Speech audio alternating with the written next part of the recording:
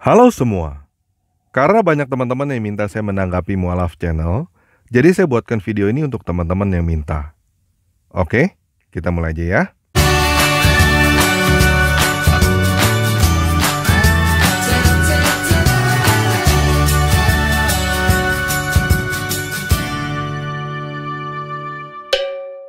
Nah, ada dua video Mualaf Channel yang saya lihat. Video yang pertama adalah kesaksian kenapa dia menjadi mualaf. Video yang kedua adalah ketika dia membantah bahwa unta haram menurut hukum Taurat dengan berkata bahwa unta berkuku belah, sambil memperlihatkan foto kaki unta. Setelah melihat kedua video itu, saya melihat bahwa Mualaf Channel ini sebenarnya adalah orang yang baik. Tetapi dia melihat segala sesuatu hanya dari kulit luarnya aja. Dia nggak melihat sampai mendalam dan mengambil kesimpulan terlalu dangkal. Jadi melalui video ini, saya mau berbicara kepada Mualaf Channel.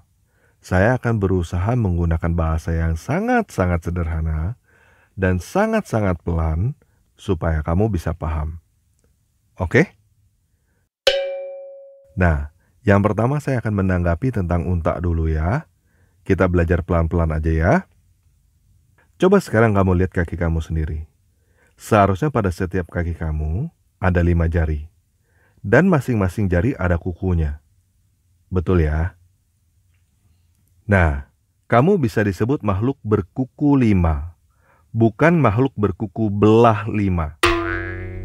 Yang dimaksud dengan kuku belah adalah kukunya terbelah. Kalau kuku pada jari kamu dibelah 5, itu yang disebut berkuku belah 5. Sampai di sini bisa paham ya? Nah, unta itu adalah binatang berjari 2, bukan binatang berkuku belah. Foto yang kamu kasih lihat itu adalah foto 2 jari unta dengan kuku pada masing-masing jarinya. Kamu adalah makhluk berkuku 5, bukan makhluk berkuku belah 5. Unta adalah makhluk berkuku 2, bukan makhluk berkuku belah 2.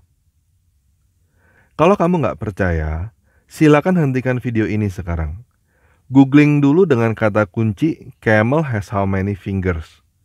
Dalam bahasa Indonesia, artinya unta punya berapa jari. Pelajari dulu artikelnya, baru balik lagi ke video ini. Supaya kamu benar-benar tahu bahwa unta adalah binatang berjari 2, bukan berkuku belah. Nah, udah jelas ya?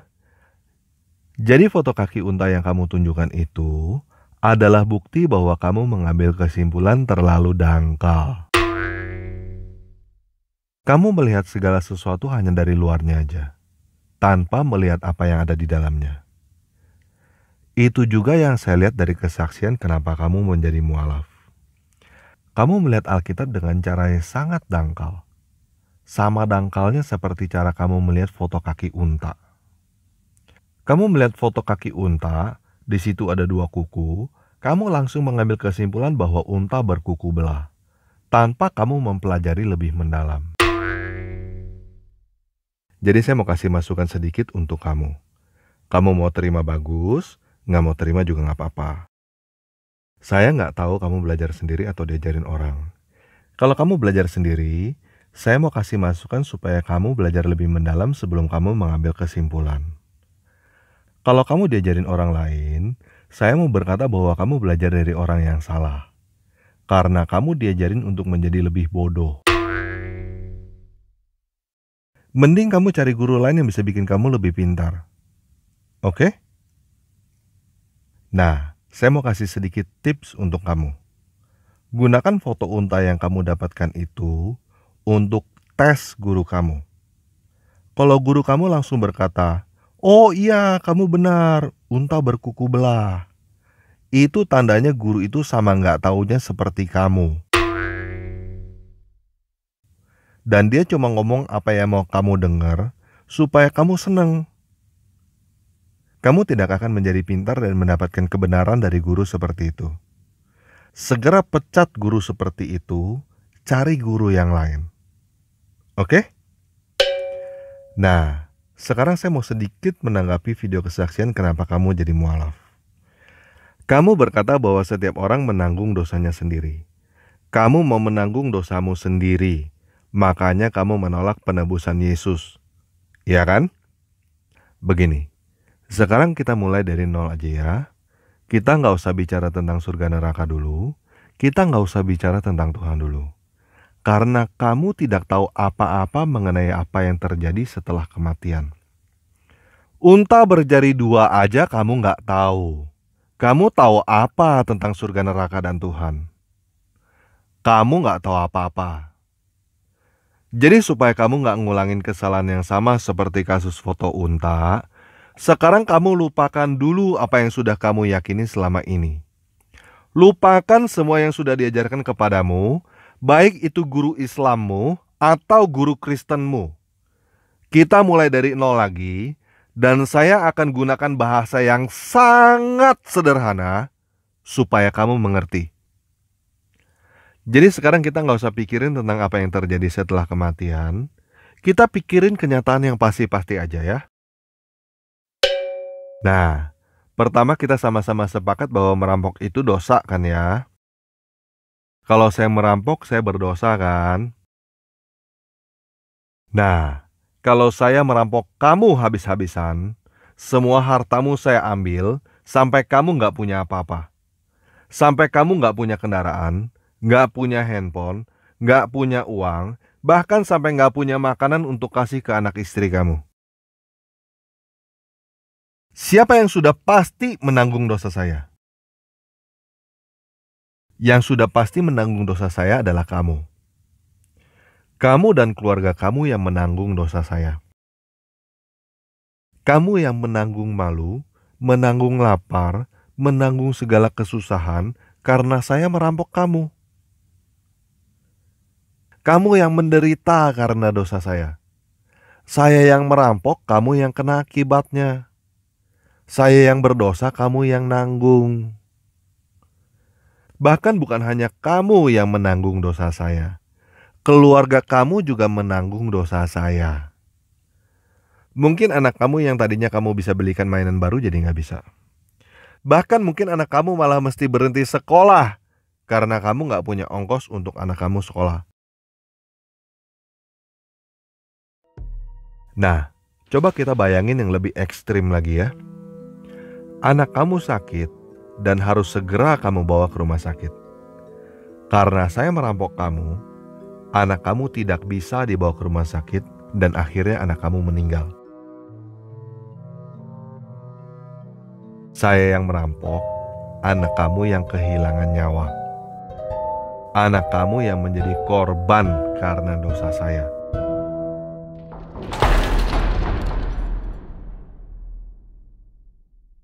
Sampai di sini udah mulai bisa paham kan? Ketika kamu berbuat dosa, suka nggak suka, setuju nggak setuju, adil nggak adil, masuk akal nggak masuk akal, secara otomatis orang lain yang menanggung dosa kamu. Orang lain yang kena akibatnya. Kamu nggak bisa berkata, saya yang berbuat dosa, saya yang menanggung sendiri. Nah, apakah ketika kita berbuat dosa, kita tahu orang lain yang menanggung dosa kita? Apakah saya tahu bahwa kalau saya merampok kamu, kamu dan keluarga kamu menderita karena dosa saya? Apakah saya tahu bahwa anak kamu mati karena saya merampok kamu? Enggak. Bahkan mungkin lebih tepatnya enggak peduli. Mungkin saya punya pikiran seperti pikiran kamu. Saya yang merampok, saya yang berdosa. Ya saya yang menanggung sendiri. Saya yang kena akibatnya sendiri. Sekarang udah mengerti belum? Ketika kamu berkata saya menanggung dosa saya sendiri, itu artinya kamu cuma mikirin diri kamu sendiri. Kamu menutup mata atas penderitaan orang lain akibat dosamu. Begini Bung, ketika kamu berbuat dosa, banyak orang yang menanggung dosa kamu. Kamu nggak tahu apa akibat dosa yang kamu perbuat. Kamu nggak tahu apa efek bola salju akibat perbuatan kamu. Kamu bahkan nggak tahu apakah kamu sudah berbuat dosa atau belum. Kamu bisa aja cuma bercanda, tapi orang lain jadi bunuh-bunuhan karena bercandaan kamu. Jangankan itu, kamu bahkan gak tahu bahwa unta berjari dua, bukan berkuku belah. Kamu tahu apa? Begini, saya lihat kamu punya subscriber cukup banyak. Sudah lebih dari 50.000 orang. Kamu sudah mengajarkan mereka bahwa unta berkuku belah. Kamu sendiri nggak tahu kuku belah itu apaan. Kamu sadar gak bahwa kamu sudah mengajarkan lebih dari 50.000 orang hal yang salah? Kamu sudah mengajarkan dusta. Dan kamu sama sekali nggak tahu apa dampaknya kamu sudah mengajarkan dusta kepada lebih dari 50.000 orang. Mungkin di luar sana ada orang yang pukul-pukulan karena kamu berkata bahwa unta berkuku belah. Kamu nggak tahu. Kalau kamu berkata bahwa itu cuma urusan kecil, itu karena kamu nggak peduli pada orang lain.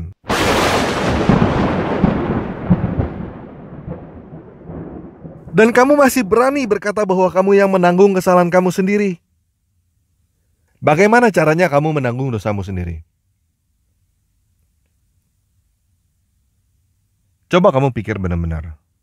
Bagaimana kalau setelah saya rampok kamu, setelah kamu dan keluarga kamu menderita, setelah anak kamu meninggal karena saya rampok kamu, mendadak saya balik ke rumah kamu. Saya bawa harta 4 kali lipat dari apa yang sudah saya rampok. Terus saya berkata kepada kamu, Bung, ini uang kamu saya kembalikan. Ini saya tambah selipat untuk ganti kesusahan kamu selama ini. Ini saya tambahin lagi 2 kali lipat untuk menggantikan nyawa anak kamu. Udah ya, saya udah menanggung dosa saya sendiri.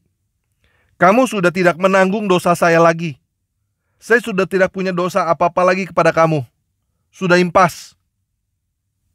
Bisa? Nah, jadi bagaimana caranya supaya dosa merampok saya impas? Kamu mau saya bayar berapa untuk menggantikan anak kamu yang sudah meninggal? Bagaimana kalau saya bayar dengan 2 orang anak yang lain? Nggak cukup. Bagaimana kalau saya bayar dengan 3 anak orang lain? Bagaimana kalau 4? Atau kamu maunya membunuh anak saya biar impas? Sekarang udah bisa mengerti belum bahwa dosa tidak bisa dibayar dengan pahala? Ketika kamu sudah berbuat dosa, segala pahala yang kamu lakukan adalah menjijikkan. Seperti saya nggak bisa membayar anak kamu yang sudah meninggal karena dosa saya dengan apapun juga. Apapun yang saya tawarkan kepada kamu untuk menggantikan anak kamu, pasti menjijikkan untuk kamu. Udah bisa lihat belum betapa menjijikkannya pemikiran saya menanggung dosa saya sendiri? Dari luar memang pemikiran itu kelihatannya benar. Kelihatannya suci banget. Tapi sebenarnya menjijikkan. Udah berbuat dosa masih sok suci.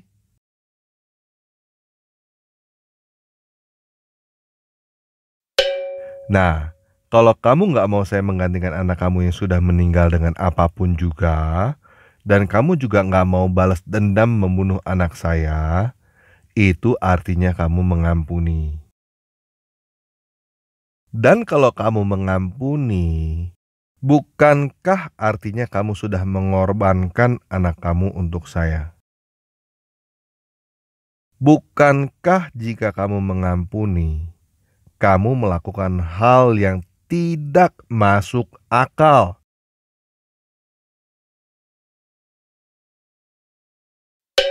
Begini, Bung. Bagi saya, orang pindah agama itu biasa. Itu hak semua orang kok. Tetapi karena kamu berkata bahwa dulunya kamu Kristen, jadi saya mau bertanya kepada kamu, tetapi saya tidak butuh jawaban kamu. Kamu tidak perlu membuat video untuk menanggapi pertanyaan saya, karena saya tidak akan menanggapi balik. Oke? Saya cukup yakin kamu sudah mendengar bahwa Yesus berkata, dosamu sudah diampuni. jangan berbuat dosa lagi. Kamu juga pasti sudah mendengar Yesus berkata, ampunilah orang-orang yang bersalah kepada kamu. Apakah kamu yakin kamu mau menjawab enggak? Kamu yakin kamu masih mau berkata saya menanggung dosa saya sendiri? Kenapa kamu masih nggak bisa mengerti? Tuhan nggak tega untuk menghukum kamu atas segala dosa-dosamu, sehingga Dia merelakan anaknya karena kamu. Kenapa kamu malah mentertawakan Tuhan yang sudah mengampuni kamu sedemikian besarnya? Bagaimana kalau saya merampok kamu, lalu saya mentertawakan kamu karena kamu mengampuni saya? Hahaha, orang ini goblok banget. Pasti dia bukan yang gua rampok. Yang gua rampok pasti bukan duit dia. Anak yang mati bukan anak dia.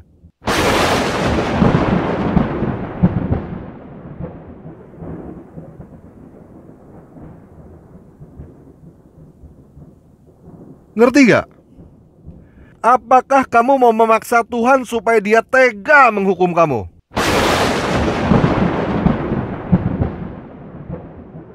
Kalau kamu masih gak paham apa yang saya katakan, saya doakan supaya hal ini benar-benar terjadi dalam hidup kamu. Saya doakan supaya kamu benar-benar dirampok, kamu dibikin cacat, istri kamu diperkosa, anak kamu dibunuh, dan orang yang melakukannya ngomong, dosa gue tanggung sendiri.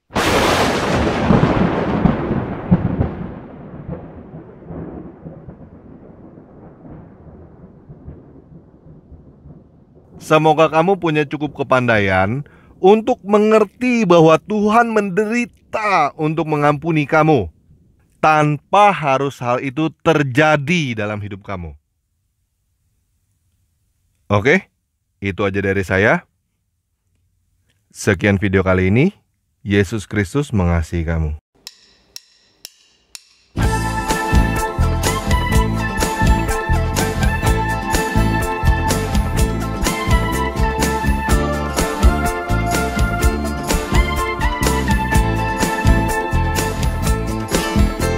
دورت كتير على شيء